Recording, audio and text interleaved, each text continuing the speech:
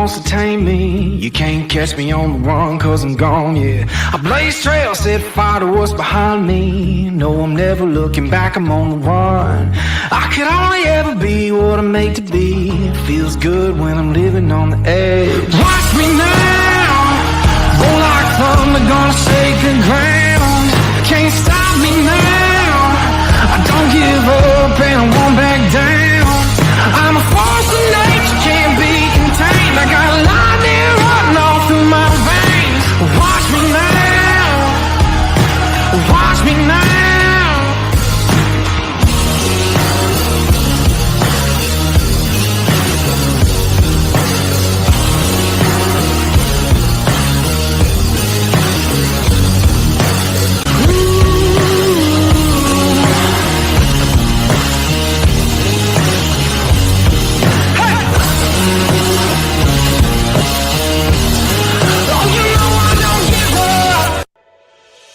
Hi, I'm Wyatt Milam. I'm from Canova, West Virginia. When I'm back home, you'll find me at my local Par-Mar store. We have that gold and blue pride at your local Par-Mar store. We are coming to your neighborhood soon. West Virginia, Kentucky, Ohio, Pennsylvania, and Maryland, we have you covered. Download the Par-Mar app and sign up for the Par-Mar rewards card. Food, gas, groceries, and more. We are gold and blue proud, and we are Par-Mar stores. If there's not a Par-Mar store near you now, there will be soon. Northern Eagle Distributing, proudly serving Anheuser-Busch products to West Virginians. On September 2nd, for the WVU versus Penn State football game, the Wolfman's Call is going to be going live for a pregame at the Pallet Bar in Scott Depot, West Virginia. There'll be 3 ways to watch this. One in person at the Pallet Bar starting at 5 o'clock, and the broadcast will go at 6. Or you can watch it from the WolfMan's Call Network at one of the fine establishments. Or also you can watch it at the Voice of College Football. That's West Virginia's Voice of College Football. If your place, your favorite place, doesn't have it and you want to watch it, tell that proprietor. Go ahead and sign up to the WolfMan's Call Network at wolfmanscall@gmail.com. Again, that's wolfmanscall@gmail.com or at West Virginia VOCFB. You're not going to want to miss the action, and it's all coming to you from the Wolfman's Call. Phil Breakdown, baby. September 2nd, starting at 6 o'clock. Get signed up. Boom!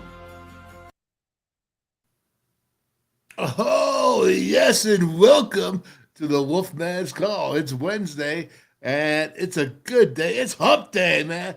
Got to get over that hump. Hey, 10 days away from WVU versus Penn State. Got to give a shout out to my Mountaineer brother, J1 Sider, co-offensive coordinator, Penn State Nittany Lions, running backs coach. Don't know, man. What's going on, buddy?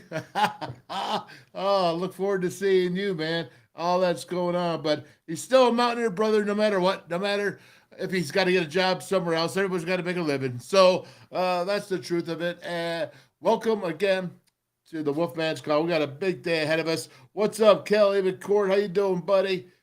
Good, man. Good. Glad to see you're on board and appreciate you. Always paying attention. You're back home from the hospital, man. Cool stuff. Cool beans. Right on. So, again, 10 days away from Penn State. I'd like to know, let me know, how many people are going to the game?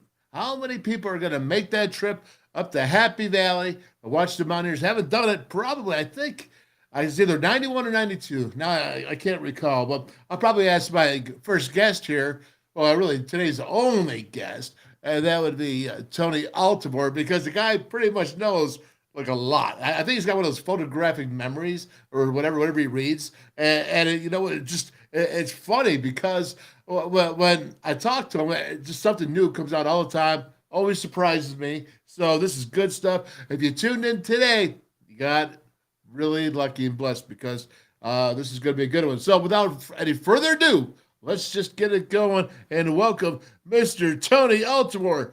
What's up, Tony?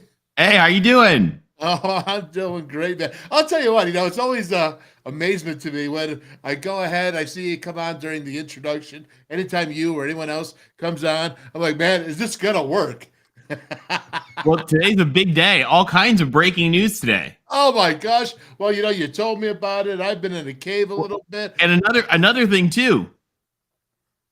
Did you hear the latest from Pete Thamel just a few minutes ago? No. So just a few minutes ago, Pete Thamel came out with extensive details. Apparently, there was yet another ACC president's meeting this morning where they hammered out more financial details. And they say within the next week, we could see the University of California at Berkeley, Stanford, and Southern Methodist joining the ACC. Wow. You heard he broke down all the financial details. They're going to take huge reduced distributions. It's going to create a new pool of money for ACC members. It's going to be pretty wild. So the ACC will stretch from Boston to San Francisco to Miami and Dallas in between. Tony, let me ask you, is that desperation? If you're not going to take any of the money and you have to do all this traveling, is that just pure desperation to stay relevant? Well, it is, but like relevancy is worth the money. Like, because in the grand scheme of things, in these schools, I mean, you look at these schools, the University of California, I mean, depending on which numbers you want to use, because it's kind of complex, the University of California is running on a, I don't know, probably a $10 billion budget. So like, if they need to find another 15 million within that 10 billion, they'll find it.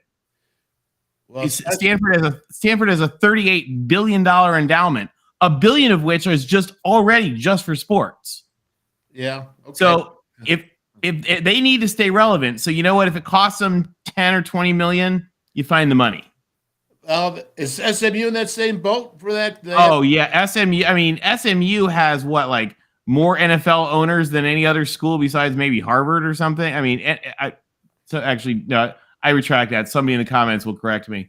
But I mean, SMU has one of the wealthiest donor bases in the country. So yeah, they are loaded with money, and they also understand, I think, that this is really, I mean, based on what we're seeing right now, probably their last chance to join a major conference. Because we're seeing consolidation and weakening, and this is their last chance to get on one of the big ships. No doubt, man. Well, that's pretty cool. Got to say this here. Hey, Kenny, glad you made it there, buddy. And go Mountaineers, Kenny. Yeah, on time. Man, very good. Glad you guys. Timothy Green, man. All right. Good to see you, buddy. Glad, man. I tell you, you're turning into a loyal one there. I'll tell you that much. That's good stuff. And I keep hitting that button here. So I'll tell you what, I got a lot. Now, you gave me some, and I have some of my own stuff that I want to talk to you about. But I want to get into what you wanted to talk about first. And the first one you talked about was Athletic Director, University of Washington, Jen Cohen, and USC making a strike. And well, what's the deal here? You actually said that Jen Cohen would be a terrific Pac-12 commissioner. Oh, John Wilner said he thinks she would have been great running the NCAA for. I mean, Jen Cohen is a really, really neat lady, and she's done a heck of a job at the University of Washington. She is really big on team building and supporting the coach. She says, my job is to get them the resources. My job is to clear obstacles and to get them what they need to win. Mm-hmm. And, I mean, not everything she's done has been perfect. Like, she kind of got shoehorned into the Jimmy Lake hiring. And then when that went south, she fixed it in a hurry. And look at where Washington football is now.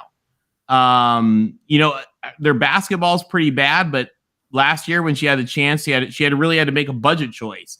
Do I invest in what Kalen DeBoer needs to succeed, or do I fire this basketball coach and get a new one? And she decided to invest the money in football. And right now they're a top 10 football team. So it's like, I kind of like what she's done with the trade-off, but she has like that spirit and energy. When we talk, I think we maybe even talked about her on here when we were talking about the USC AD. She's been on my list as one of like the people I was really hoping they would give a shot to. So when I found out they were hiring her, it was just awesome. But it sent some shockwaves because, and I don't know the details of it. Maybe someday we will. But they made the decision or whatever. She got Washington into the Big Ten, and then as USC hired her, she left. It leaked on what I heard they'd chosen someone Sunday night. It leaked Monday morning, and she was in LA Monday afternoon and starting 9 o'clock on Tuesday morning in the new job. There's no such thing as secrets anymore, are there? I mean, the way that if you go from the very USC kept it pretty quiet. Did they? Yeah, in fact, not only did they keep it quiet, but they actually, I don't know if it was a head fake or what, but the LA Times put out a list of people that they heard were like in final interview stages. And what was really interesting about it was I was a little bit taken aback because a lot of them were names that I had not heard. And it turns out none of them were people that got it. And actually, Lincoln Riley came out yesterday and pointed out that a couple of the people who announced that they were taking their name out of consideration were never in consideration. Okay, excellent. There's two things that I really saw that, I never saw the USC UCLA thing coming. I never saw that to the Big Ten. And what was the other thing? Oh, I never saw Texas Oklahoma coming. And, it's very, very interesting. Very, very interesting with those transpiring. Because, tomorrow I have Jeff Colhane, who's the play-by-play announcer for the ACC, is going to be coming on at 4 o'clock. Okay? Oh, nice. Yeah, I'm sorry, ACC, Florida State, excuse me. Okay. So he's the play-by-play guy, and we were a team at WVU. Nice. So he went up to North Dakota State University, spent 6 or 7 years. He's another brother, and he's going to be on tomorrow. So I'm really interested now what they're saying about that and where they're at Florida State. Well, and they say Florida State doesn't want that to happen. I can understand, right? Because they're the top cheese already, right? I mean, yeah, I'll tell you though, in all honesty, for the ACC, so one of the things, like, as I've taken a look at TV numbers, like Stanford does well at TV. Yeah. Stanford will have millions of people watching on TV and hundreds of people in the stands. Because they're almost a better TV product than live game entertainment. Well, it's a lot better than their band. Oh, okay, don't get me going on their band. So I love to hate their band. Me too.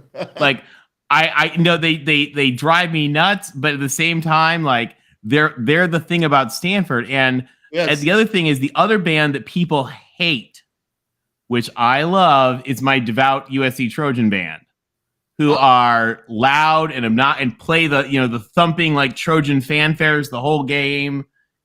And so when you get the Stanford band and the USC band together, it's like explosive oil and water, and it's kind of fun. Kind of reminds me east of the Mississippi of Ohio State band. Oh yeah, but the Ohio State band is like they are like legit. Like that is like the precision and the marching and the music. Like the USC band is loud and they are there for the entertainment. And they actually, at least, and it may have changed a little bit since I was there, but traditionally they don't actually have music majors, because the music majors are like, blasting your horn as loud as possible is not what we do in the music school. And I'm like, well, you know what? It is what we do at the football games, and I'm here for it. Right on. Okay, you got Mike Rollins here. First question. So that makes 17 teams in the ACC. Do you see us putting pressure on Notre Dame and joining the ACC in all sports? Or do you see the ACC inviting another school along with Cal, Stanford, and SMU? Well, remember that the Notre Dame is a member of the ACC in all sports, but only a half member in football. So remember that Notre Dame is playing a half ACC schedule already in football, and they're a member in all other sports. And in fact, they're a voting member. So that will give the ACC 18 teams, which in most sports actually is an easier scheduling model than the current 15 or 17. So the 18 I think will fit well. The other thing to keep in mind too is that Notre Dame and Stanford actually have built a whole rivalry. Like they have a rival, what do they call it? The Legends or Legacy or something trophy that goes back and forth between them. And also Stanford and Duke. Some people don't know this. Stanford and Duke have very intertwined athletic departments. Like they try to compete against each other at all sorts of things. They, in a very snooty way, view themselves as like equal peers. They even have a service internship program in the summers. That's like it's like 40 Stanford athletes and 40 Duke athletes. And they like do this like world travel service internship thing or something together. That's intermingled with their student athletes. So there already are a lot of ties existing. And of course, the University of California deeply tied to, everybody. I'm a little surprised that they haven't used they've kind of been sleeping on this, and none of them have used their academic powers to push this through. Oh, Gold guys, can we have a moment? Our friend Golden Blue Dude, I love that comment from Kenny. He would have been in heaven this month. Okay. I mean, he is in heaven now, but it would have been exactly where he wanted to be. He would have had a blast. Yeah. That's, he nailed it. What? Go ahead. Sorry. No, he said he nailed it. I was asking if he was right or not. All right. Well, he said everything possible in every different way. So there's no way he couldn't have been right. But he would have been loving this, and I would have loved watching him, and I would have had a blast with him. We miss Chris a lot. Yes, he's a neat guy. Yep, for sure. All right, man. So let's see. Let's go to the next subject then. We'll move it on. And we got, something I find very interesting. And talk about Reggie Bush. Go ahead. So, interestingly, USC has reorganized. You see those banners for the last, 40 years or so. USC has hung so USC, by the way, does not retire numbers like everybody else. The only way that you get your number hung in the stadium is if you win a Heisman Trophy. Oh, okay. That's it. All right. And I mean, they have 8 of them. So that's, they have more Heismans than most people have retired number. But yeah, USC, Anthony Munoz, guys like that, the only way you get your number retired is if you win a Heisman. And so they've hung these jerseys, and this year they magically redid it. Now, we really have 8 because Caleb Williams has yet to be unveiled, in a big unveiling ceremony. And there is a gaping hole in this new design that is just waiting for a 5 and a 13. Okay. And today, overlooking this gaping hole, live from the Coliseum, it was broadcast on the news and everything, Reggie Bush and his legal team announced a lawsuit they filed this morning against the NCAA for defamation. And one of the things that they are, now, of course, in defamation, you seek financial damages. But one of the things that they want is the NCAA. So and I don't know if you guys know this. Some people don't know this. USC was never involved in any of the Reggie Bush accusations. They all had to do with agents, which the Supreme Court has now declared were always legal. So it's not just that the NCAA changed the rules. The Supreme Court has said the NCAA was in violation of the Sherman Antitrust Act the whole time. Oh. Second, nothing from any of those sanctions had anything to do with USC or any USC boosters of any kind. USC really got rogered in that whole NCAA investigation in 2010. And not only that, but the investigators lied about things. The investigators had false reports. They changed the dates of things illegal. So the NCAA had to pay something like an $8 million settlement to former USC assistant coach Steve McNair because they lied about things. They botched the investigation. They falsely accused him of stuff. So the NCAA has already lost this in court. And then about a year ago, the NCAA came out and made a public comment that said that Reggie Bush was involved in a pay-for-play scandal, which he was not. So today he has filed a defamation case against the NCAA. And with this view, they had him in the Coliseum. So USC has been very supportive of this, announcing the lawsuit, and they are going to push the NCAA to restore his eligibility. Because one of the catches is the Heisman Trust was put in a bind with the Reggie Bush thing.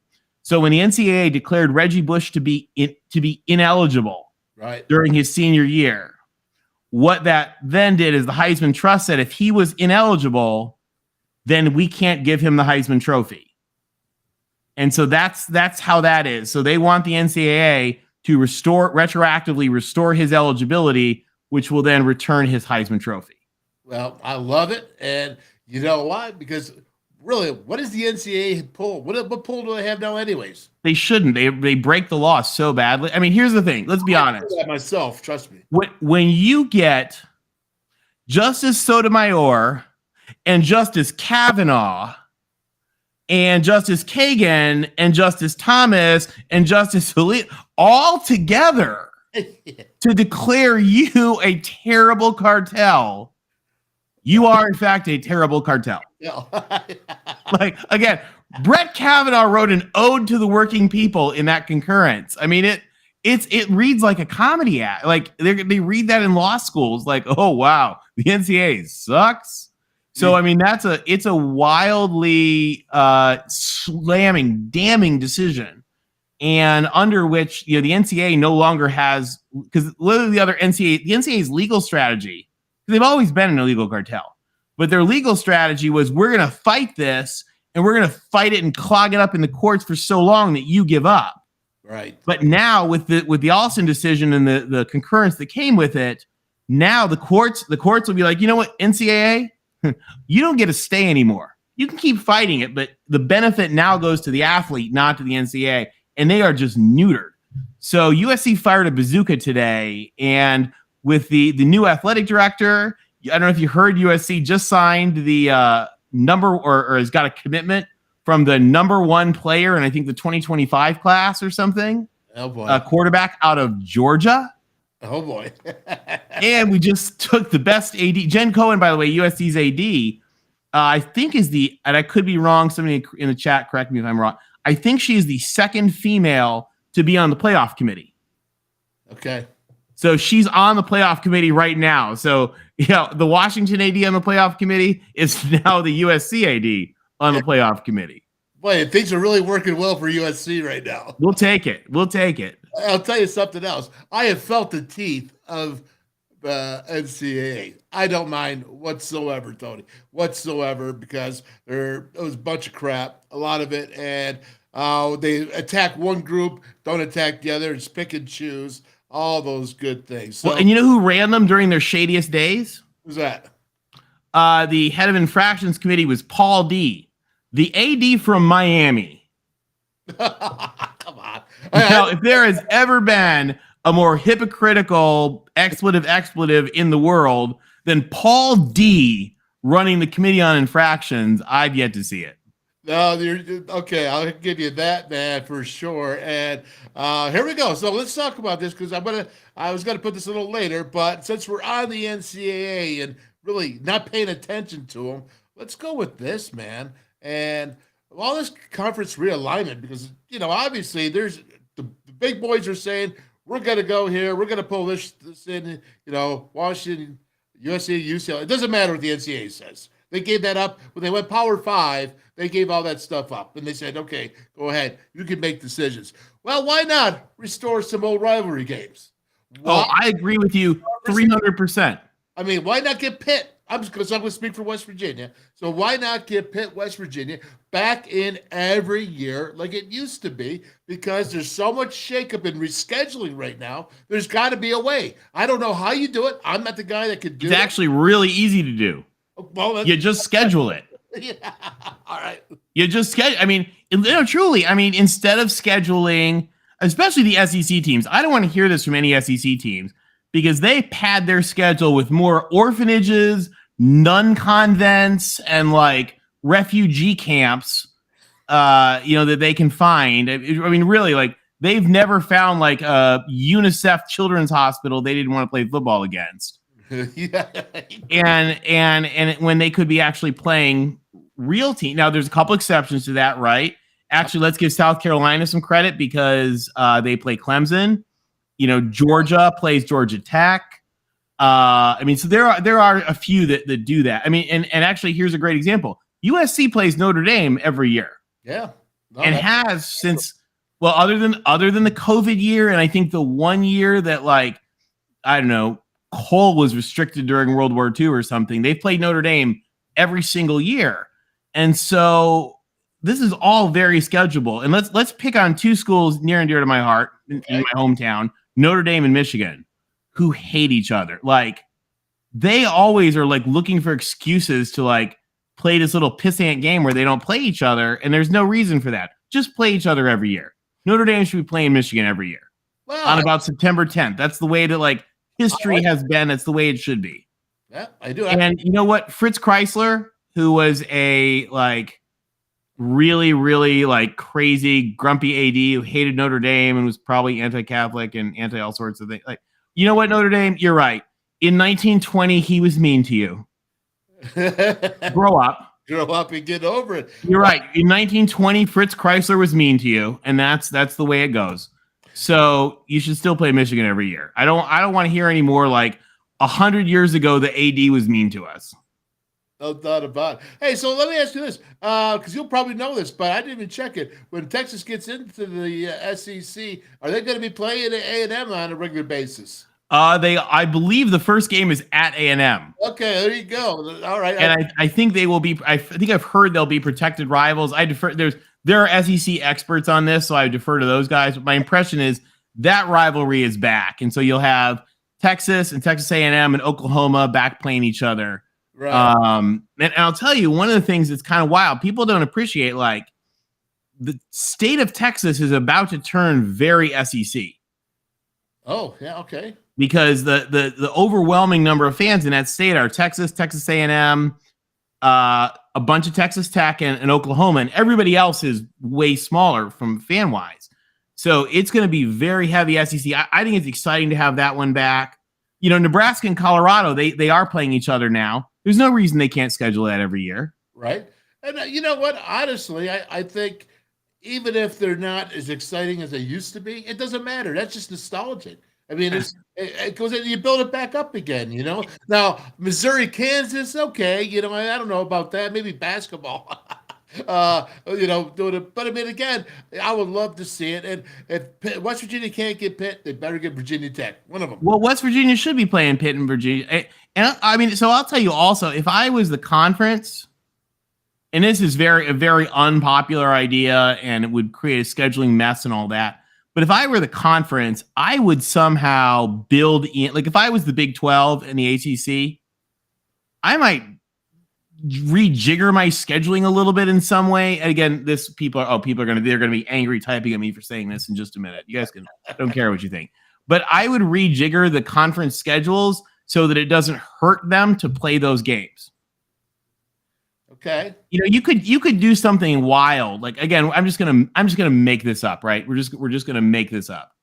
But like here, if SMU joins the ACC, you could say, you know what? We're just gonna rejiggle our schedule with the SEC and say something like WVU plays Pitt every year and SMU plays TCU, and if that means that like Pitt doesn't play SMU and WVU doesn't play TCU, that's fine.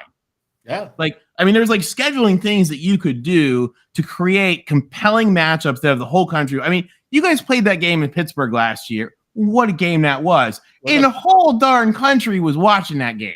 Yes, they were. And so is it really important that you play at Brigham Young, or maybe should we play Pitt versus West Virginia every year? I think I know what I think the answer would be. Yeah, absolutely. Then you're talking about a Power 5, right? Yeah, exactly. I mean, because again, you know, one of the things is you don't want to say, okay, we're going to have Pitt play our non-conference slate to include. I mean, look at your non-conference slate. You got like West Virginia, you got like Pitt, Virginia Tech, you get Penn State. I mean, you guys play real teams. Yeah. And then I take a look at somebody else's schedule, and they're like playing the Little Sisters of the Poor from the Birmingham Orphanage Convent. Well, what does Michigan have? They got 3 G5 schools for out of conference. I'm surprised. You know what? There's not a Pee Wee football team in the world that Michigan wouldn't put on the schedule if they could. Yeah, they try with Appy State. I mean, but it comes back to haunt you sometimes. Let me tell you. Now, again, I'm the bad one for this because one of the proud things about USC is that we have never played an FBS opponent ever. Really? Well, I mean, not since the creation of 1AA in what was that 1980. Not since the split. We have never played a team in a lower categorization than us. And I think that's something to be proud of. I wish more teams would do it. Now, I also understand, for example, that for a lot of those teams, like that is a chance for them to have a moment in the sun. I'll give you another example. Something is happening this year and next year when Notre Dame plays an HBCU. And actually, there were 2 cases, UCLA last year and Notre Dame this year, or next year, I forget which one on Notre Dame, where they decided they were going to host an HBCU. And I really believe in the traditions and all the amazing stuff about HBCUs. And so for Alabama State, when Alabama State went to play in the Rose Bowl, And I mean, the marching Hornets marched through the tunnel of the Rose Bowl. Like that was an important moment, I think, to the sport. Yeah. And so I was okay with UCLA like breaking that, like we've never played a 1AA opponent. And Notre Dame is hosting, is it Tennessee State? I forget who it is. But so it's going to be the first HBCU to come into Notre Dame Stadium. And I think that's going to be a pretty cool and powerful moment. Yeah, I think so too. I don't know if Notre Dame learned its lessons from losing to Marshall last year.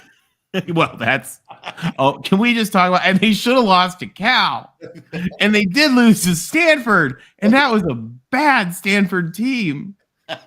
Yep, that sure was, man. Well, all right, very good, because I don't like Notre Dame, so I'm happy and get giddy every time they screw up. On the table. I'll come and join you to rip on Notre Dame any day of the week. All right, sounds good. Hey, all right. Just teasing, Irish. Yeah, so listen, I'm not, okay?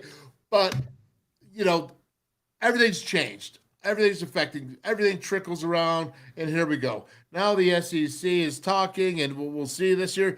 Let's get your take on this. Everything has a trickle-down effect. That was done when there was a Power 5. There is now a Power 4, kind of. Ross, you did a bunch of reporting on that on Yahoo Sports this week. What do you got? Well, yeah, one of the ideas of creating the 6+6, which is 6 at-larges for the 6 highest ranked teams and 6 automatic qualifiers for the 6 highest ranked conference champions. One of the motivations for that was conceivably you would have every Power 5 champion in plus 1 automatic bid to the highest ranked group of 5 champion. The easy solution to this is just take away 1 automatic qualifier and go from 6 to 5 and add 1 at large spot. Go from 6 to 7. So a 5+7 instead of 6+6. But there's also the proposal that the SEC threw out there last year, which didn't garner enough support, but it's best 12. Just like we do the top 4 right now, make the playoff, it will be the top 12. So there are no automatic qualifier spots. Certainly the Big Ten and SEC probably would be in favor of that. With 1 fewer power league, those 2 leagues become a little more powerful. So could they get together and say, hey, we're going to take our ball and go home if we don't do best 12? Yeah, they could, but it takes a unanimous vote, 11-0 or 10-0, if the Pac-12 no longer exists, I guess, to pass a change in the playoff format for 24 and 25 seasons. 26 and beyond is open, right? There's not even a media contract right now for that. So it'll be fascinating. August 30th, they meet, and hopefully they can get this done quickly, unlike the last. Oh, right. That was a little long there. I'm sorry. I keep everybody. No, but great. Well, first of all, anytime Dan Wetzel and Ross Dellinger are opining, I usually agree. Okay. Well, very good. And, let's think about this. We've talked about the Big 2 scenario. Everybody keeps talking about it. SEC, Big 10, joining together. Not joining together, but, colluding to make themselves the NFL league and everybody else the B league, right? And, and you sit there, and now they want to change the rules. And the SEC commish, as you say, right when that comes out, here comes the SEC commish, Sankey, and this is what he says. He goes, hey, there's going to be change, man. Right now, you can count on it. There's change. Check it out. Right? And I'll tell you, though, what I think about this, and a lot of people disagree with me, and that's fine. You don't have to at me on it. I like the idea of including as many more teams as possible. I like the idea of teams having a shot. Mm-hmm. And I mean, we see this, like it's possible to win. Now in the 14 playoff, right? Like Cincinnati was never going to beat Alabama. Never. But in a 12-team playoff, Cincinnati might beat Clemson. Yeah. I mean, those types of things are very possible. I like including more teams and not including less teams. And quite honestly, if, number 11 Utah can't get in favor of somebody else, like I'm not shedding a lot of tears because I'm not really worried that team's going to beat Georgia anyway. No offense to Utah. So like, I mean, I just use an example. So like I look at it and I've never shed tears about the idea because I actually think they should take it to a 16-team playoff. And involve more teams. I actually put together a plan once that looked at it that actually integrated conference championship games into the pyramid of the playoffs. You know, like the Big Ten champion should be like one of the four, you know, and so like the Big Ten just like this was before the Big Ten got as big as it was. But I like the idea of like you had the four like coming up in pyramids to where like, you know, the SEC championship was a quarterfinal. Like, so you were actually making those meaningfully, like almost like baseball, right? Like, Right. you know, in baseball, you don't have the, you know, the NL, you don't find out who won the NL and then you all go to the playoffs. It's part of the tournament. You know, same thing with the NFL. They don't like declare an AFC champion and then be like, okay, now let's have a playoff. Actually, if they could get money, they might. But, you know, it actually integrates. So I would love something that does that. I like something that gets everybody involved. I'll tell you the other thing. The plan that I really like the most is the Knight Commission. So if you guys know, the Knight Commission, funded by the Knight Foundation, is like this brilliant think tank that looks to like challenge and rethink the world of college sports and what could be better in it. And they have recommended actually pulling out the biggest conference football and then away from the NCAA and having it be its own thing with its own big money and its own playoff, whatever it wants to do. And then having the NCAA create essentially kind of like FCS, but like an FBS playoff that would be like the G5 or, you know, whoever's not a part of this giant mega money machine. Because I grew up also, and I don't know if you guys have like, it's probably not cool to admit that you like Marshall if you're a West Virginia fan, but like I grew up surrounded by the MAC schools and like, I mean, the MAC schools are awesome. And like they have great football and great fans and great tradition. I mean, Miami's the cradle of coaches, and like, but they don't like factor anything. I mean, the best they get is what they get to go to the Bahamas Bowl. So like, what if there was a playoff where, you know, Miami of Ohio and Air Force were like going at it? Like, I think that would be really fun. So I think there are a lot of options. The Knight Commission's really made a lot of good ones. You know, I mean, the thing about it, particularly if Cal and Stanford and SMU join the ACC, the PAC will essentially, I mean, Oregon State will either, and I don't know, it may be a reverse merger, right? Where like the Mountain West goes into the PAC shell for whatever reason, or the same with the American, you know, people have said, oh, maybe we'll make it the PAC, but it's the Pacific American Conference or something. Right. We'll see what happens with, we don't know what's going to happen at this point with all that. It may have changed by the time the show's over. But, you know, we are losing a major conference, no question, especially if Cal and Stanford are out of it. And so, you know, it makes sense that you would at least go down to 5 automatic qualifiers. But again, I think the more that you protect the idea that you get buy-in and you get relevancy, because nobody wants their team to be irrelevant. No, I think you're 100% right. You know, I think that would be kind of cool. I always love watching the FCS. I still call it 1AA a lot of times. I do too. In fact, by the way, I still call it the Pac-10 from the first time. Okay. Very good. Well, I don't blame you for that. And, you know, so again, as this keeps going with me today, and I'm thinking about all this power too, and, you know, how do you stop them and can you stop them? And then I get this Tim Brando, and, you know, he comes up here. It's nothing. And I'm going to get it back here to start. But he comes out here with his rant, which I thought, wow, now he's making a point with this. And Tim Brando always makes a lot of really good points. Yeah, it's a little bit of a rant right here. This is cool. It's nothing more than a starting grid for the elite brand names in college football so they can make sure that they get the same damn 4 teams in the same damn bogus college football playoff that we've had to deal with since 2014. It's a joke. It's a crock.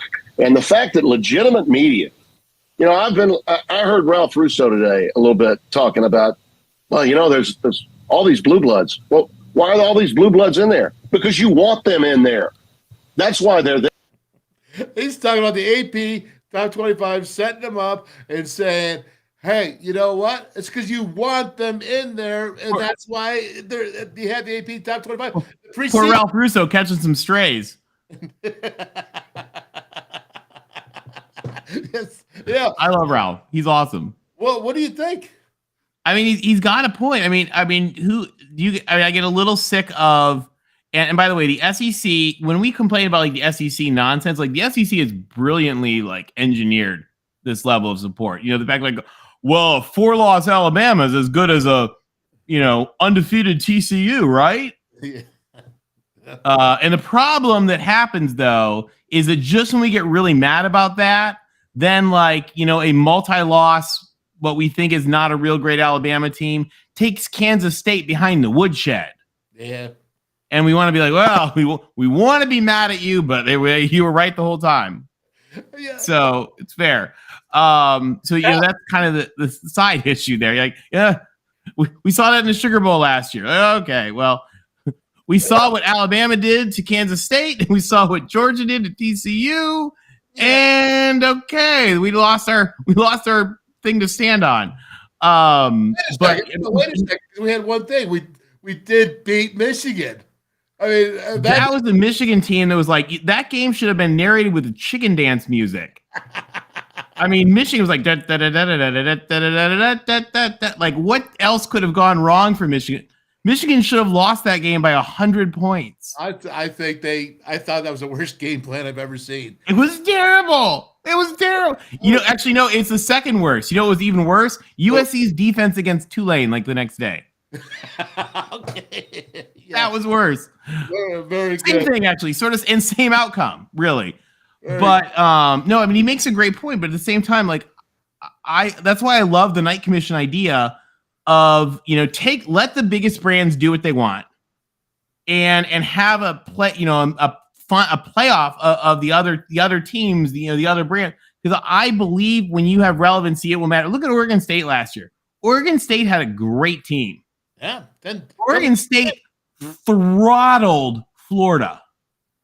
And of course there's excuse, oh, we didn't want to be there, oh, we had injuries, whatever. No, Oregon State took Florida behind the woodshed in Vegas. Like getting nailed, like getting beaten up by a casino bouncer, in the and so you look at that and you say those teams will win some games. And so I like the idea of having more teams in the playoff because we're getting to a point now. The playoff is going to be so big, the Outback Bowl will not be very meaningful. Yeah. Or it will be much less meaningful. I understand. So I like the idea of having more teams. If you're going to have 12, I think you should have 16. Right. Well, that's what Keith is saying right here. Keith, the Hawkeye, he's like 16 teams. Why not? Great point, Keith. Why not? It's so much more exciting to me. And add the bowl games to each layer of level of competition, with quarterfinals to the semifinals. You can add the bowl games in that way if you want to. Well, and the other thing, too, is the bowl games used to be organized by the tourism bureaus. Yes. And they played a really important tourism element of them. Now, most bowl games are just a fake event owned by ESPN. A lot of them take all the fans and put all the fans on one side of the stadium just to make it look better on TV. We're playing a bowl game in a rainy December in Boston at a rainy Fenway Park where the field doesn't even fit in the stadium. I don't know if that was one of the games that had one end zone, but they're like sharing a sideline out in center field. I mean, what are we doing when we can have playoff games on campus? Well, you got this. You got the Pinstripe Bowl, West Virginia. It snowed. It was at Yankee Stadium. And here's the thing. In the 15 years I've lived in and out of New York City, you know how many people I've ever met that went to the Pinstripe Bowl? Yes. No, not one.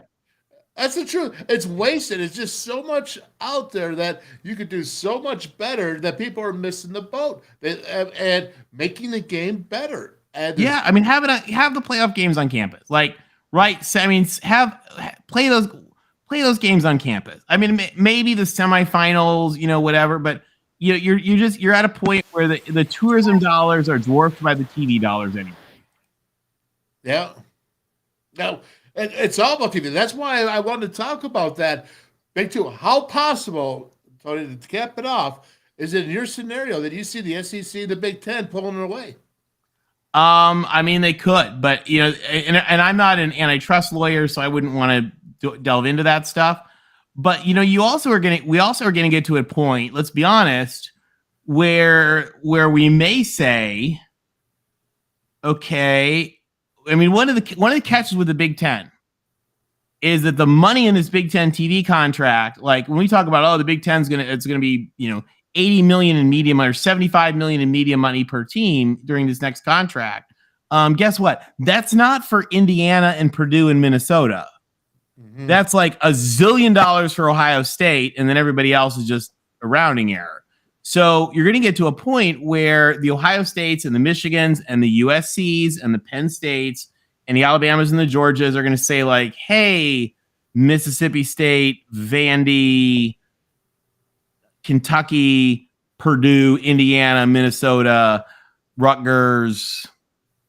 Let's chat about this money. Now, one of the differences in the Big Ten, though, is remember that the Big Ten integrates its schools academically. Yeah. So your libraries are merged together. Your research, your cancer research is merged together. Your cybersecurity, your tech development, your leadership training, your faculty mentoring, your faculty hiring of your PhDs by the other Big Ten schools, like things that if you're a president actually matter a lot to you, are integrated in the Big Ten. USC, when they announced the athletic director, had the provost and the faculty athletic rep talk about the role of academics in the athletic department and the role of the Big Ten in academics. So for the Big Ten, like they're not going to kick out Indiana because the University of Indiana really matters to them. They're not going to kick out Purdue.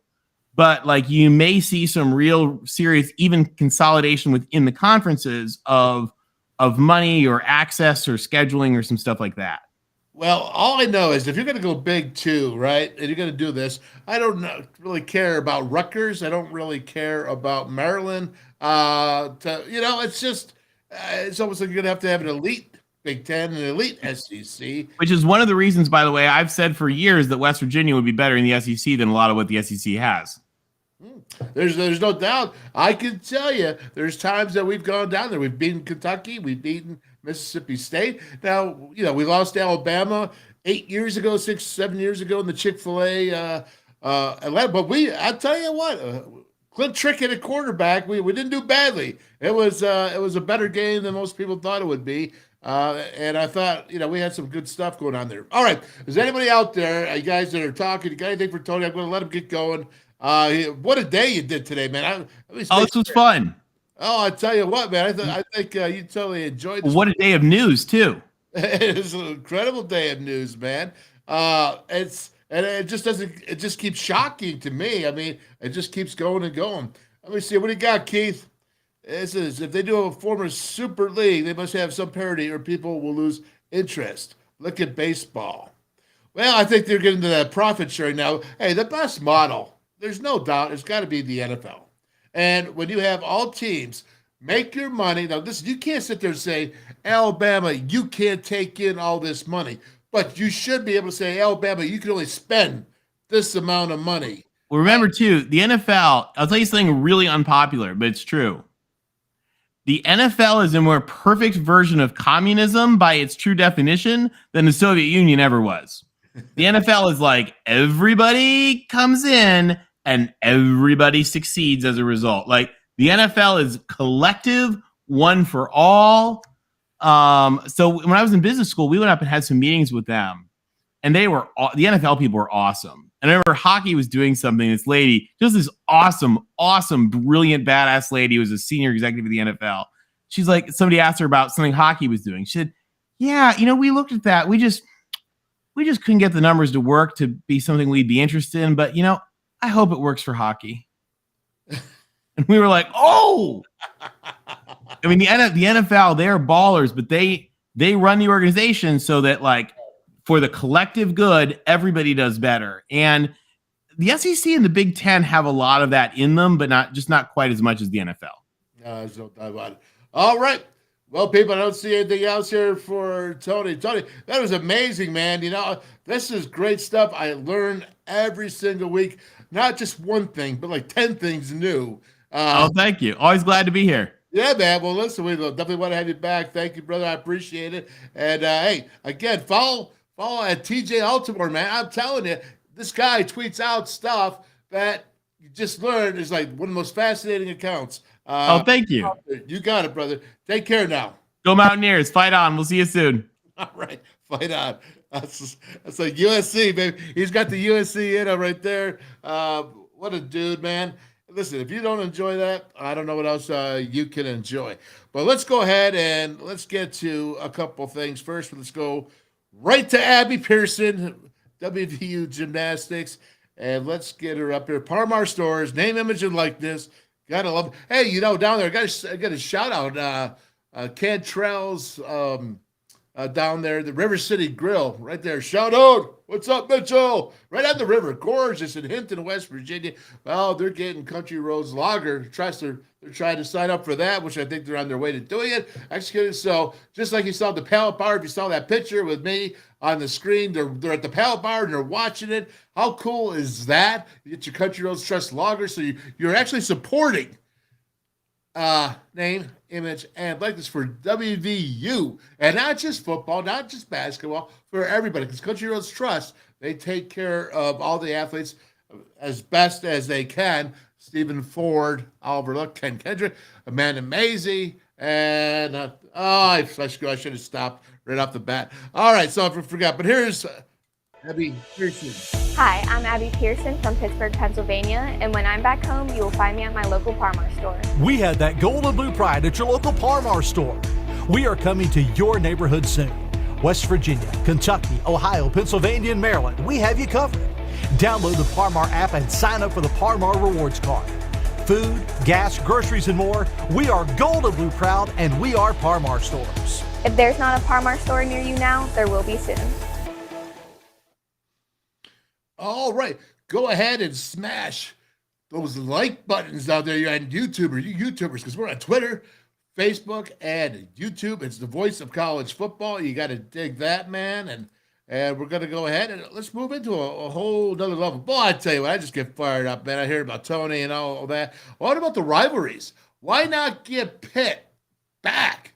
Right? Why not get that? Who cares? But this could just schedule it, like Tony said. I don't care. NCAA. Who cares what they say? Because nobody else is listening to them right now. It makes no sense. Certainly not USC, right? Well, my goodness. How about this? This is something I wanted to get into. We're going to talk a little bit about leadership. And this is from Kirby Smart, the head coach at Georgia. And this is actually his media days. But he's want to talk about the cost of leadership. And I thought this to be truly intriguing, right on, spot on, whatever you want to call it.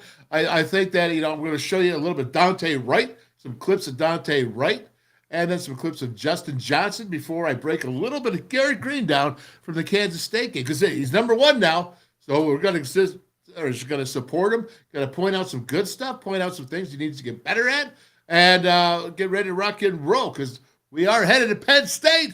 And I'm talking about I'm saying WVU, man, and I'm all on board for it. So we're gonna go ahead, but let's go ahead and get Kirby Smart up here so we can watch this. I thought this is good, man. This is very good. The cost of leadership. Anyone can tell you the benefits of great leaders. Anybody can tell you what it looks like. They can tell you what leadership can do for you. They can tell you how to develop leadership. There's tons of books written on great leaders and leadership. But you won't see, and what you will never see, is people talk about the costs of leadership and costs associated with leadership, I should say. If we truly want to be honest and upfront about leadership, you can't ignore the cost of leadership. Great leaders are willing to accept those costs. And I want to share quickly three of those things, three of the costs that are plastered on my desk right behind it that kind of caught me between the eyes last week. Number one, you will have to make hard decisions that negatively affect people you care about. Number two, you will be disliked despite your best attempt to do the best for the most. And number three, you will be misunderstood and won't always have the opportunity to defend yourself. Those are three costs that come from being a great leader. It's nothing more. Whoa. I'll tell you what. What do you think of that?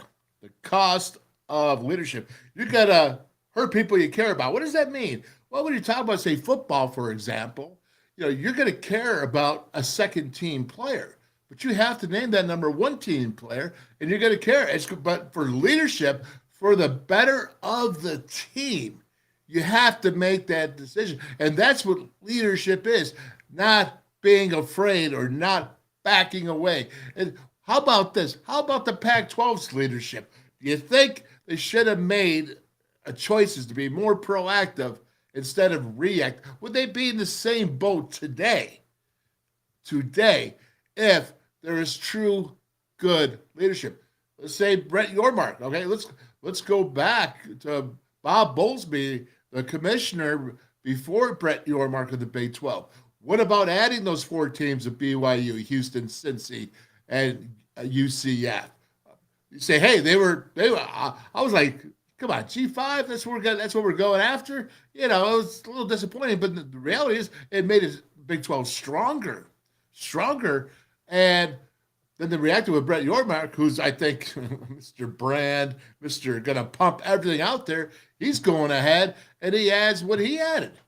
And now the Big 12 is number one basketball for sure, and pretty darn good football. Even if it is, if you want to go SEC, Big 10, and then the Big 12. That's fine. I got no problem with that because, you got a great basketball league. The Big 12 is going to thrive with the level of football they have, exciting level of football, and the exciting amount with basketball as well. Even though football steers most ships, the basketball is together a great, great combination.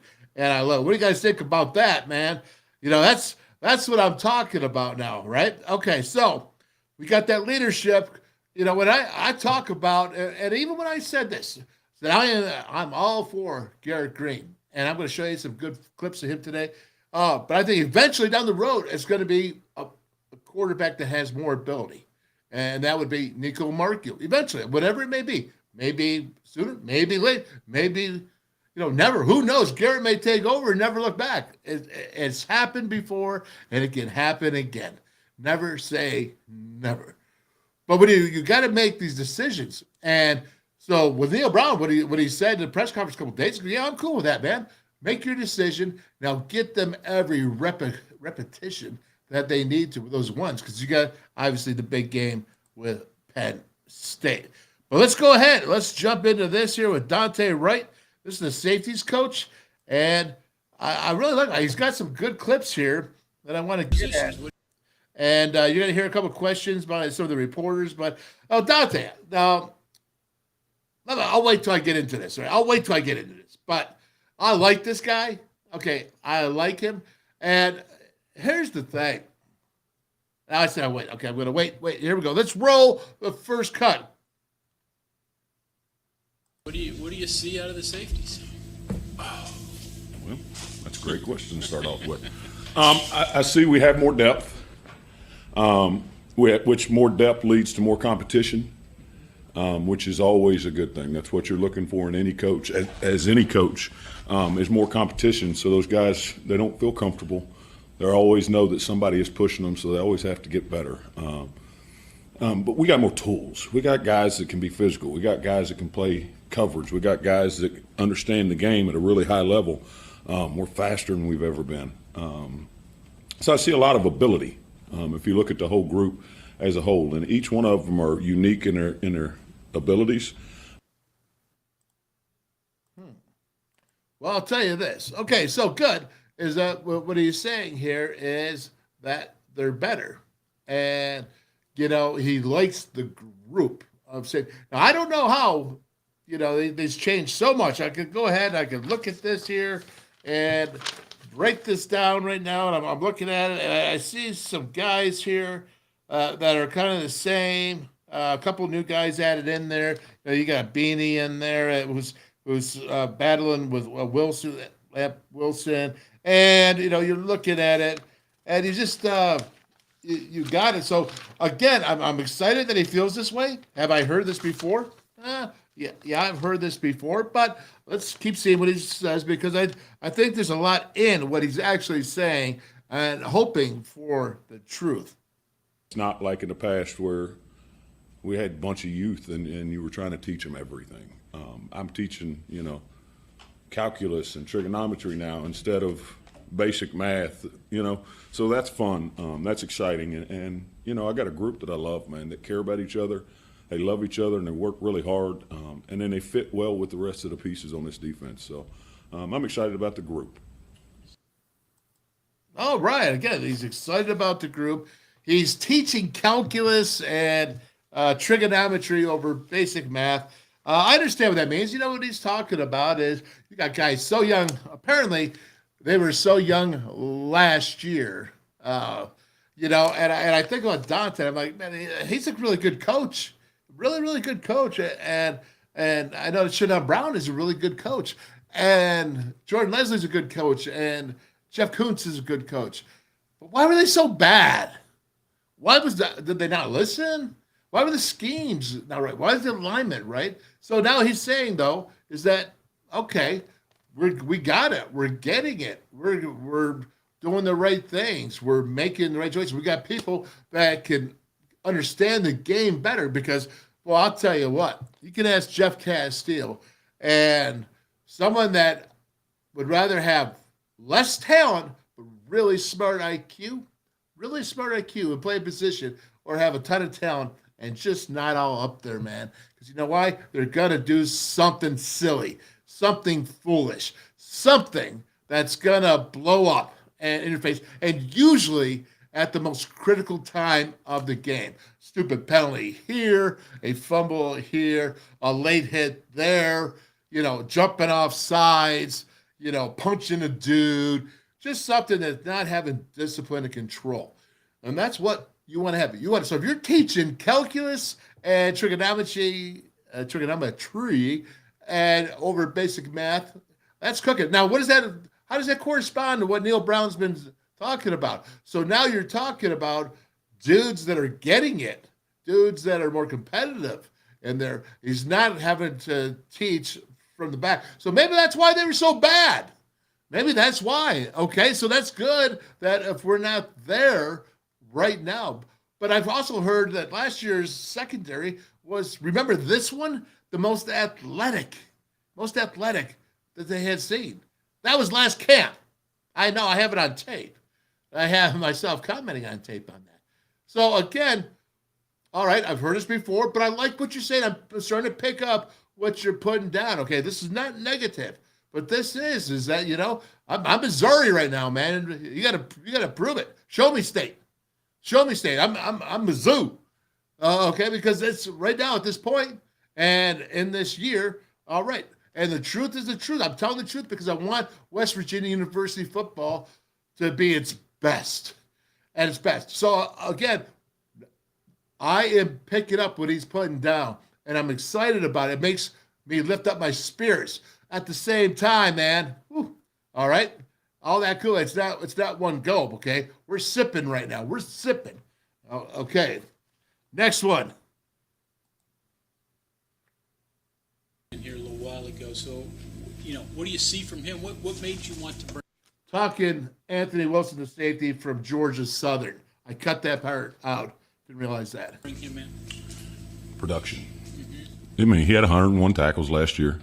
He had a bunch of plays on the ball. I can't remember pass breakups and all this stuff.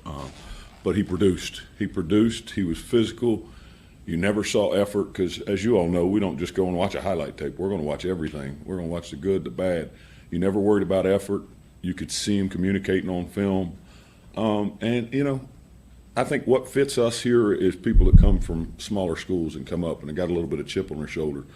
And you walk every day he walks in this building, he's got a chip on his shoulder and something to prove. Now that doesn't mean he's walking around here mean mugging people and mad. I'm not saying that, but when he steps on them lines, it ain't about friends. It's about getting better and making sure that we're all on the same page. Very interesting. I got a couple takes on that, and when he sits back and he talks like that, and the way Dante Wright talks, kind of look at him like he's the Godfather or something. Like, take him out. You know what I mean? can't just see him saying that. But now he's talking about Anthony Wilson, Georgia Southern, the safety. That's coming out. He's 5'11". Okay, so he's not the biggest cat out there. And when I look here and I see him, he's 5'9". He's 190. He's a redshirt junior. Tough kid, obviously. Production. Yeah, I like 100 tackles. That sounds pretty good. And any coach would say you want that. Now, what kind of gets to me is, this is Dante's first Power 5 job. Okay. When we look at the 13 or 14 transfers that came, 15 transfers that came in, there's only like 4 that came from a Power 5 schools. 4 or 5. If you look at, you can look at Beanie Bishop. He came from Minnesota 1 year. He was at Western Kentucky for 5. Okay. So again, I'm not sitting here ripping. I'm not saying, would you say he fits us? This young guy with a chip on his shoulder at West Virginia? What are you saying? Because I want Dante Stills. I want Wyatt Milam's. I want Zach Frazier's. Now, I'll take it, Anthony Wilson, if he's the player at 100 tackles. But would you say that, is this the attitude that we're trying to take these players, with Wood, the corner from Illinois State a couple of years ago, Charles Wood? I mean, now he turned out to be a gem, but I could show you some guys that didn't because they probably should have stayed in G5 or FCS. Okay, I'm telling the truth. I don't like that attitude. If you're going to take a guy with a chip on his shoulder and say, yeah, that thing fits us. What, because now you're picked 14th in the league? Is that why that attitude fits you? Because you got a chip on his shoulder? Well, let me tell you something. All right? If I think Anthony Wilson's going to have a good year, be fitting good, because he's a tough player, 100 promotion. But when you say a guy chip on his shoulder is small and all that, it doesn't apply to Penn State. Just like I had Tom Bradley on here yesterday, coached 33 years at Penn State, broadcaster, national, Steelers coach for 3 years, UCLA defense coordinator, here at West Virginia. It's because Penn State has good football players. They're big. Okay, they're big. Even their quarterback, 6'5", 250, 243. Okay, Drew Allar. Even their offensive lineman who just got picked, number 74, the left tackle, what is his name, Falula or whatever. Okay, could have been the first-round draft pick, first-team All-American preseason, because he should have been first-team, first-day draft in the NFL this year, but he came back and stayed. Kalen King, their cornerback. Okay, preseason All-American. They have players that are big because they don't have to go small. So, again, I'm just saying is I'm not jumping down at the – I'm saying is what am I looking for the team? Leadership, right? What is leadership? It's making decisions and telling the truth, whether you seem mean or not. It's not mean. I'm looking for the best for WVU. Is it the best for WVU that there comes a G5 guy and Anthony Wilson's 5'9", and who he's battling with is Marquise Floyd? Okay, where'd Marquise from? He came from Murray State, FCS. Those are our two positions. I can't tell you how many tackles that was missed in the safety position. All right?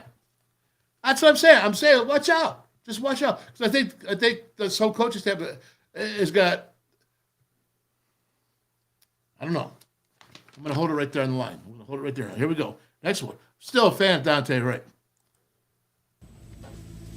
Aubrey Burks, obviously he's made a lot of plays. You're smiling. How much of that is instincts?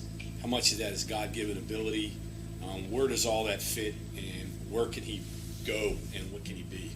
Well, I'll answer that last part again, just like I did in the spring. He can go as far as he wants, and I'm doubling down on it. That kid can play in NFL if he wants to. If he continues to do the things that got him to this point, he will. That's if. Now, that's on him. He knows that the ball's in his court. He's got to keep doing it. If he wants to produce like he has this fall camp, because he's got 7 or 8 picks, he's probably got 6 or 7 more PBUs that have led to interceptions from other people. Like, if he wants to continue to do that, he needs to prepare like he has been. Because the best thing about Aubrey Burks right now is, and I just went and hammered it with my guys this morning, like, he meets with me one-on-one every other day. First thing in the morning, we meet at 6 a.m. Every other day. Does not matter if we're practicing, does not matter if it's an off day. Every other day, he meets with me.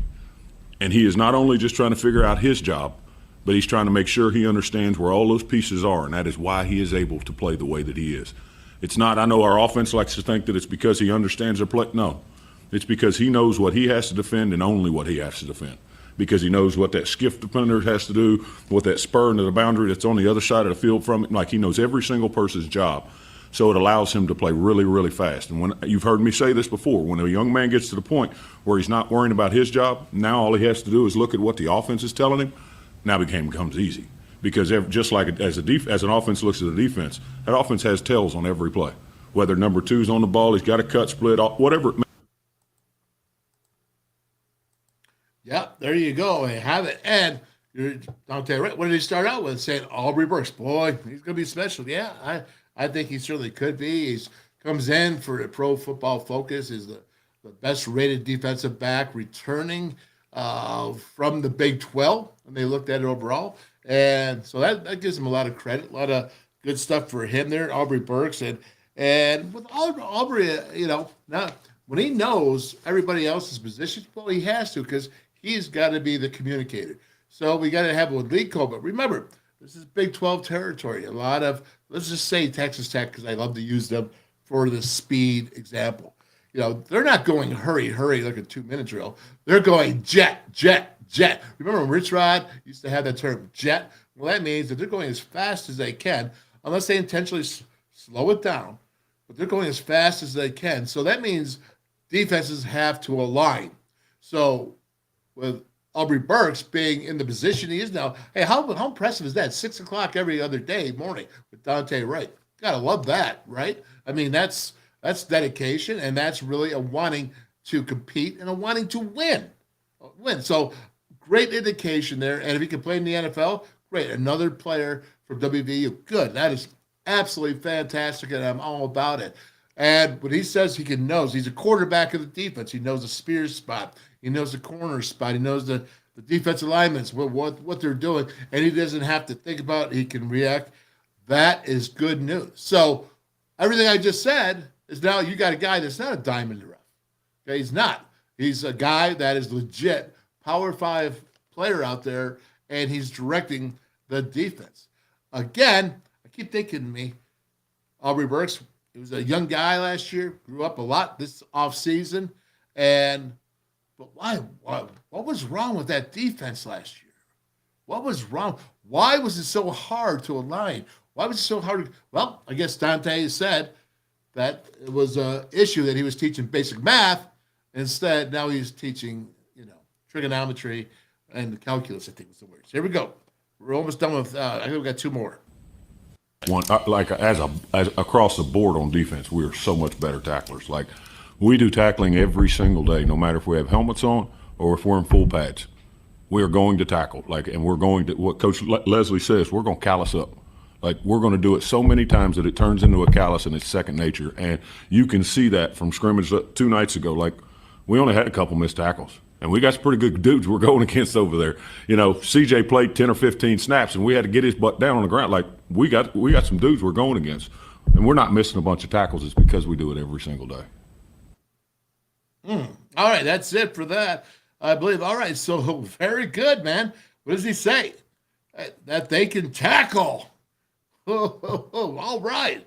Hallelujah, man. That's what Neil Brown talking about. Having intensity this year and turning it up, man. And this is not like last year. And they want to get calloused from tackling. Can't argue with that.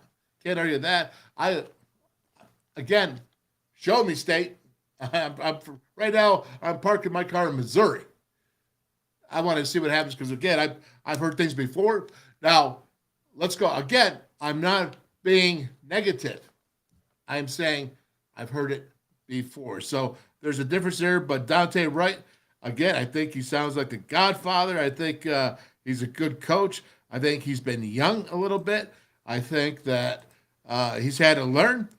And I think really a lot of these coaches, when you think about coming to Power 5 schools, I know that this is Dante's first Power 5 school, not Shadon's, but you look at the others, and you could say, well, okay, so the offensive line coach there, and Moore was at Texas Tech before, but they could come from. I don't know. I want to see more Power 5 guys in the transfer portal. I like bigger. You can always deal with a smaller player, but it's not the guy we're always looking for. We're looking for length. We're looking for long. We like that length. We like those Lance Dixons out there. It's almost 6'3". We'd like that up there. We'd like that height. Now, listen, there's always a PAC man out there that just defy everything and is just kick your can no matter what. All right? So there's always that. And Anthony Wilson may be that guy. And I hope he is. And if he's the guy to do that, then let's do it. And let's go. But again, I remember a time, and this is a real quick story. I took over at Phoenix College. We had dudes that look really small. And then Pima College from Tucson got off the bus, and I swear they looked like Power 5 team. They had all the best recruits in from all over the country. And you knew when they walked off the bus, it wasn't just the first guy that got off the bus that won that we were like, oh my gosh, your team. They kept coming. They kept coming.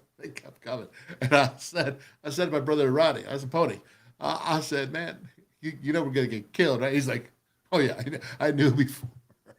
All right, so again, is you want to have those dudes, you can't live off those dudes. Now, I want to flip this over to Justin Jump Cut Johnson. I call him Triple J. It's not because he's Justin Johnson Jr., but because I want to add the jump cut in there. And he's got 3 cuts here I want to play with this.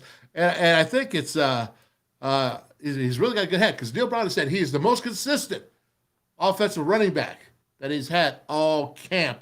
And he's learned a lot. Let's listen to JJ.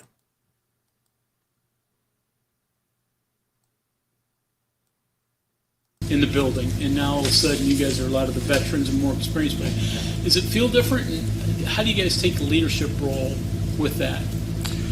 Yeah, we definitely have a lot more responsibility with the offense because we're definitely some playmakers on this side of the ball, and we improved that last year. And we added some new additions with Jaheim White, DJ Oliver, and Judah Price, and they've been productive this whole fall camp and throughout the whole process. So I feel like everybody's been taking the responsibility really good. I'll tell you what, that's pretty good. I mean, he's sitting there, he's giving credit to his people in the room. He wants the ball. That when Neil Brown says he's been the most consistent, I think, when you look at C.J. Donaldson and Neil said he's looked good. I wonder if he's trying to get accustomed maybe to the new weight that he has. Is that maybe a possibility? I don't know. Again, this is just speculation on my part, but I know reality speculation. And I know that when you gain a lot of weight and you have to be that same dude, sometimes, you just got to get used to it. I know I gained weight. I went from 250 offensive lineman up to 300 by the time I was 5 years later. Every increment, every step was something I had to adjust to and affected play, and until you just work through it. And that's all that I'm saying. It's a possibility. And then you say, with Justin there, boy, I tell you, he had some good games. I was watching, breaking down Kansas State film today from last year, and he's really has some ability. And again, giving out to, Jalen Anderson. Jalen Anderson says, he needs to be able to be 100% effort every play. That's what Neil Brown said. Those are the exact words. So that tells me that a little bit out of shape going through camp, but, that will come. That will come. But the more guys, the better. So interesting points. Kudos for him talking about everybody in the room, making a big improvement.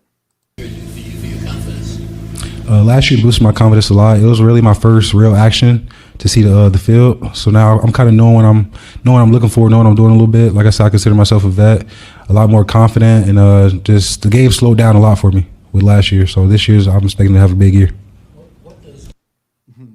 All right, he's a vet. I think that's funny. I don't know why. I mean, that cracks me up. I like this young man. I think he looks like he truly is starting to understand. We talk about that light bulb going off. Like when you're a freshman, man, and everything's so fast, flying around you. The light bulb is still a little dark. But when that light bulb turns on, And you're like, whoa, wait a minute, everything slows down. What was going boom is now boom. Okay, it's like I can handle boom.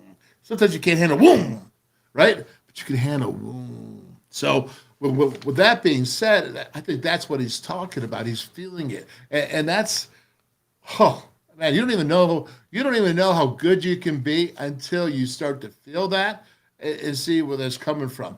And did you ever see his jump cuts? Okay, his jump cuts are just jump, jump, jump, jump, jump, jump, and it's really pretty exciting to watch. I think he's got a lot of that. Now listen, you got C.J. Douglas. I'm not talking about him starting or whatever, but he also is putting it together, not just with the rock, not just with the pill, man. Check it out. What does confidence do? I mean, explain what goes on that losing doubt in your mind? Yeah, confidence is a huge factor. You know, the more confidence you have, the faster you're going to play, the better you're going to play, the better you're going to feel, you know. And that's just how I feel. I'm more confident about my game, and I know what we're going to do this year. What's the difference between confidence and cockiness? I say the difference between confidence and cockiness is kind of just saying you're about this, you're about that, but you can't back it up. Confidence is saying you're about this, you're about that, and you go show that you're about that. Young guys in the building. Okay, I disagree with that a little bit with the youngin. Okay, first of all, confidence makes you the ability to go ahead and be so much smoother, be so understanding, be able to pick up that linebacker blitz, right? Be able to do all that linebacker blitzes, safety blitzes. Okay, so you have that confidence. I know the play. I know what happens if this one comes. I know what happens, number two, if this one stays and this one comes. I know what to do. I know what to do if this one stays, and this one comes. I know what to do. Same thing as you talk about Aubrey Burks on the last one. It's the same exact thing. But what it is the confidence, it's smoothness, it's the confidence to know. Everybody knows when you start out a new gig or a new project or something very new to you that takes skill. Okay, you're lacking the confidence. Well, this is what he's talking about. Now, what I disagree with him on is cockiness and confidence. He says that cockiness is going ahead and saying, I can do this, I can do that, but not being able to back it up. Now, I don't quite think so. Because to me, cockiness, I've seen, I can do this, I can do that, and still back it up. I think it's more about how you present it than what it is. If you're confident, you know it, and you know, I think Deion Sanders prime, I think he's confident. I also think he's cocky. But I'll tell you, he's a guy that makes me laugh, a guy I like. I like his confidence. He says, don't let my confidence disturb you, or something like that. I'm paraphrasing, but don't let my confidence bother you. Don't let it turn you away because I am confident, because I know how to get somewhere, I know how to do something. Cockiness can be good, but you can't be a prick about it, all right? You can't be a jerk about it. And if you are, then I think that's what turns people away. But again, I just thought that was funny. Just a little side thing for me, but I thought that was good here. All right. So listen, I got this. I got a lot going on here, and we've already gone the hour and a half here with this. And let's see, what do we got here? All right, am I comparing here? What do we see here? I just missed it. Somebody says, are you comparing Anthony Wilson with Pac-Man? No, I'm saying Pac-Man was smaller. I know comparing Anthony Wilson. I don't know how good Anthony Wilson is. Have you seen him play yet? I haven't seen him play yet. What I'm saying is small. I'm using the term where he was smaller. Okay. When you're playing the game of football, you usually like the bigger, the better, the more athletic, the better. All right. So straight up, that's not what I'm saying, is that because he's 5'9", he can't play the safety position.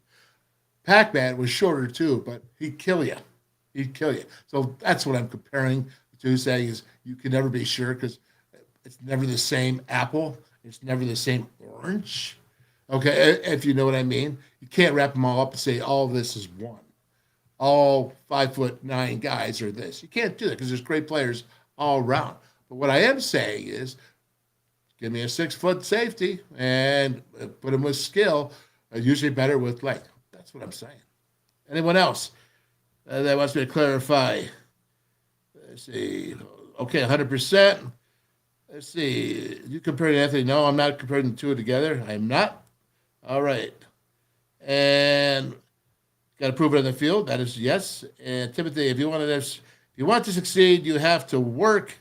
Let's go ahead and read it so I can read it. You have to work, study, and work some more. Well, hey, that's Aubrey Burks, right? That's what Dante is saying. Is that he's there at 6 a.m. Man, kudos for that. That's impressive. Impressive young man, Aubrey Burks. Impressive. Let's see. Yes, work hard, enjoy it. There you go. We'll throw that up. Let's see. He goes, Judah Price, that's a tough little guy. Tough little guy. No one's ever questioned toughness. Nobody. I'll tell you what. Nobody's. You know what I hated? All right, Mike, you got me going here now, right? So you just turned me. Okay, I'm going to tell you what I hated. I hated nose guards. And there's this dude at Rutgers. Okay, he must have been 5'10", maybe 5'9.5", about 300 pounds, and he was so low. It's kind of like Deuce right now, playing for the Cowboys. Deuce Vaughn was with Kansas State. He was shorter, but he was so center of gravity was so close to the ground, and but Deuce Vaughn is a 600-pound squat guy, right? I mean, probably 450 bench, something like that. Dude is just yoked. He's as wide and thick as he is tall. And that's why you see him. You can't bring him down. He's like a bowling ball, man. You just bounce off him as pillars. Well, going against this nose guard I'll never forget it, man. This dude was so hard because the lower man wins in the offensive line to defensive line ratio. Lower man usually wins, okay? But it was hard to get lower than him because his head was down here. His head was below the centers right there, nose guard. I had to come in and go ahead and try to rudabog him. That's right, trying to rudabog him right on up and get underneath and then pick him up to drive him back. Well, sometimes it's difficult. So sometimes you just, instead of trying to rudabog him, I would go ahead and try to hit him and then fall on top of him and take my weight and put him on the ground. It was easier to just lay on top of him than it was to try to rudabog him right out of the area there. So if you understand what I'm saying, again, I'm not ripping on that. All right. I am saying is not looking for that. That's not my prime. It's not my prime targets. Okay. Not my prime targets. All right. What else we got here? Judah Price is a tough little guy. Yep. I agree. And I think those tough little guys are some of the toughest. And Deuce Vaughn certainly proves that out. All right. There we go. Let's go to QDR codes, baby. QDR codes. Got to keep this. Got to remind me every time. Hey, again, I put Mike on here. Mike Dunlap, GoFundMe, right? Mike's a brother. Just got his kidney after waiting 4 years. You go ahead and QR code that right there. Go to his GoFundMe or what was it? Polkadot66 at gmail.com. Polkadot66 at gmail.com. You can get to his PayPal right through that. And you see Mike here. And again, waited all this time for a kidney. As soon as he got the kidney transplant, he found out he had a heart condition, needing new 3 valves, and having to travel up to the Cleveland Clinic. The guy just hasn't caught a break, man. He's a brother. We love him to death. Mountaineer Brothers. If you could contribute $20, $10, I don't know what the GoFundMe limit. If you don't like GoFundMe, I understand. But this guy's worth more than you being pissed off at the GoFundMe or whatever it is. He's a hometown hero in Charleston, West Virginia. Even when he was sick, he was that. And just he's a good dude. If you got a chance, go ahead and head out to there. And then let's go to this Pallet Mini batteries. Pallet Mini rechargers and batteries. Go green, save the moolah, save the dollars. QR code that. I leave these out there so you can go ahead and QR them and look them up on the Facebook page there. So you can go ahead and check that out. You know what?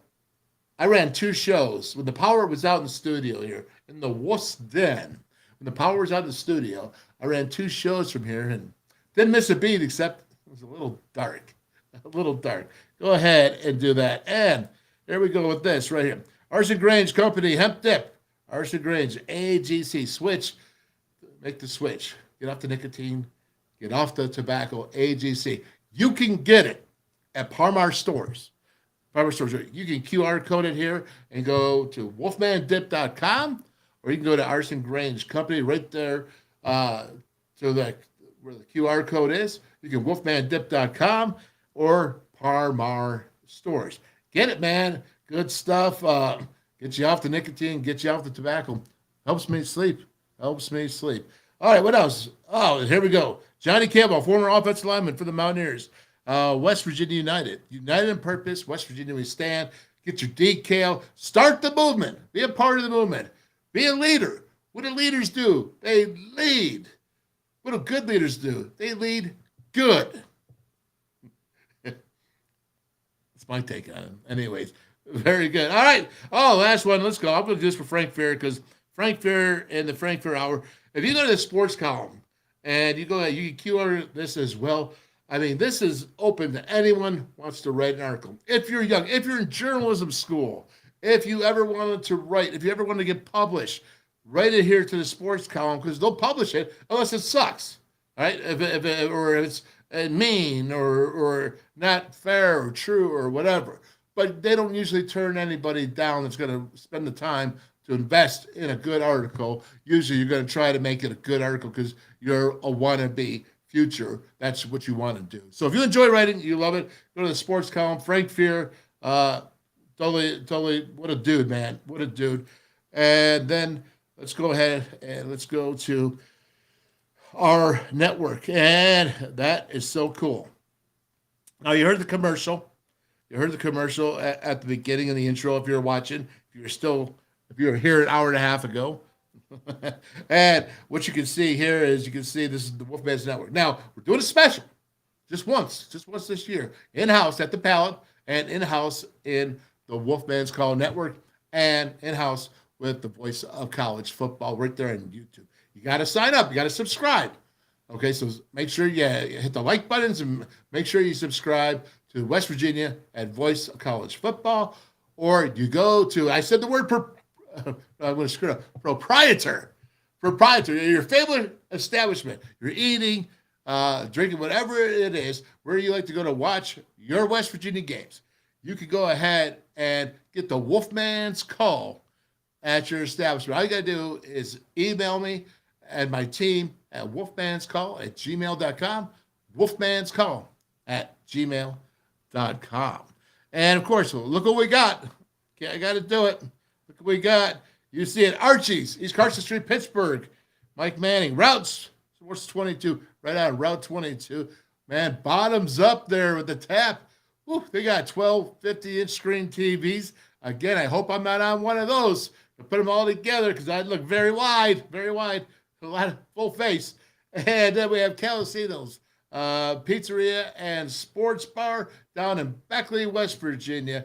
And Cantrell's River City Grill and Pub. Now for the special, all you down there in Hinton, listen, check it out. For the special, you get 1 pint. You buy it 6 to 7, and the next one's on them. I'm talking Cantwell's during the WolfMan's Call special, a breakdown pregame beating Penn State. That's what we're going to do, right? And Legend Sports Bar and Grill out at Cheat Lake, right there in Lakeview. And Aaron Gizzy, go hit the links. Awesome. Love Gizzy, by the way. You know, Gizzy's part of Special Olympics West Virginia, big part of it. He actually works in part of the treasury and all that good stuff. So what a dude, man. You got Danny's down in Princeton, West Virginia. You got Paige there. Yeah, I see you, Paige, and appreciate your support. And we thank you for that down there all the way in Princeton, watching the WolfMan's Call. We're taking over the South, man. And back up to Morgantown from there. We just all over the place here. Kegler Sports Bar and Grill. I'll tell you what. Royalty, Jerry, Greg, and Steve Lorenz, Dougie Moore. How can I not mention Dougie Moore? And then, of course, you got all the people that work there. Drew, everybody. Kegler Sports Bar, and Grille Morgantown. And then you stay in Morgantown, you head right over to the mall there in Morgantown, to the Mason Jar Saloon and Hot Spot, right up on Fairmont Road, right past the mall. And then you can continue on down to Fairmont for the Mason Jar Barbecue and more. And just two amazing places, the food, everything, good times, all great stuff. And then finally, listen, not finally, no, we got more. But finally, Mel learned how to do the closed caption on the YouTube there at the Mountaineer Tap House for when the music is going. Hey, I'm not here to screw up the music and the good times of your establishment. They got closed caption, and she figured it out finally. Good job, Mel. Love you, man. And then we got Elkins there. We got Jimbo's Place and Buckhannon Jimbo's Place. So good, they had to do another of them. And Jimmy Pointer out there, man. Good job, guys. And Mister, I love doing the grand opening, the one in Buckhannon as well. And we got Jimbo's, and we got two more. Rob Davis, Brickside Bar and Grill down in Bridgeport. Eat local. He's got 30 different tap beers. It's a great place. You got inside, you got outside. Big new, hey, I went down, big new catering room too now. Hey, Rob, looking good, man. Looking sharp, brother. And of course, you have the Pitch down in Dunbar, right there, and right by Charleston there at part of Charleston. To me, it's the same thing. They probably don't think that. I shouldn't say that. But it's Dunbar, West Virginia. The Pitch, man, being awesome right there and loving it. And working to get a few more, maybe before the preseason special, but it's out there. So we're all good, people. It's all good. The show, I got to thank you. The numbers are just really increasing. Really appreciate everything you guys do. And I'm looking, do I see anybody down here? Timothy Green, love the show. Kelly McCord, I'm still here, Wolfman. You know, you are a loyal son of a gun, man. And I appreciate you. And I mean that with all my heart. You know that? You got the hats and the footballs and all that to prove it. Because you are loyal brother. Let's see. Real great job and a wonderful show. Well, thank you there very much. What else we got? 100. I like the 100s, man. You gotta give me that 100s. That's very cool. What else we got? Anything else we got cooking? All right. It seems to me Carl Joseph. Well, Carl Joseph, I don't know if he was 5'9", was he? I don't think Carl was 5'9". He may have been 5'11". 5'11". I just saw this up here. God, you're throwing stuff at me, man. I don't see some of this stuff here. All is good, though, man. Let's see. Okay, last one on the list, Timothy Green. Right here. If you want to succeed, you have to work and study and work some more. Those are words of wisdom, my friends. You can't go wrong. That's it for today. It's the WolfMan's call. Words of wisdom, my friend. And this is it. How about some Zach Frazier words of wisdom? Because he doesn't talk much, but he hits you a lot. What's up, ZF? Hi, I'm Zach Frazier from Fairmont, and when I'm back home, you'll find me at my local Parmar store. We have that gold and blue pride at your local Parmar store. We are coming to your neighborhood soon. West Virginia, Kentucky, Ohio, Pennsylvania, and Maryland, we have you covered. Download the Parmar app and sign up for the Parmar Rewards Card. Food, gas, groceries, and more, we are gold and blue proud, and we are Parmar stores. If there's not a Parmar store near you now, there will be soon.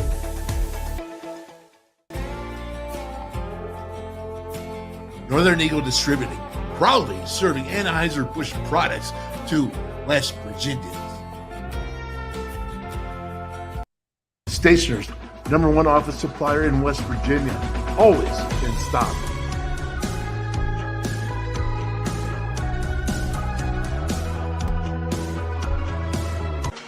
How many? The anywhere, anytime chargers, powering a connected world.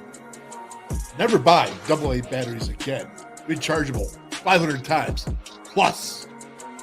Paul Mini AA USB lithium battery, as easy to charge as your cell phone.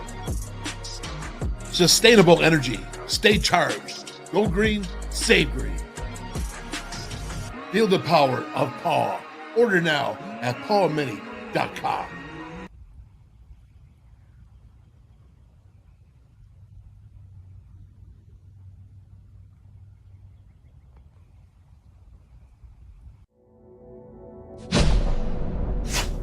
West Virginia United.